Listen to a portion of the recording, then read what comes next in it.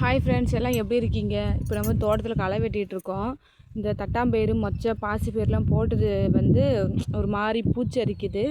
இதுக்கு நாங்கள் இப்போ தான் ஃபஸ்ட் டைம் அறுவடைங்கிறதுனால எங்களுக்கு அவ்வளோக்கா இதுக்கு என்னென்ன மருந்து கொடுக்கணும், எப்படி பராமரிக்கணும்னு தெரியல எங்களுக்கு. இந்த விவசாயம் பண்ணுறவங்க இதுக்கு என்ன மருந்து அடிக்கணும்னு தெரிஞ்சால் கொஞ்சம் கமெண்டில் சொல்லுங்கள். இந்த பார்த்திங்கன்னா தெரியும், இது ஃபுல்லாக பூச்சி தான்.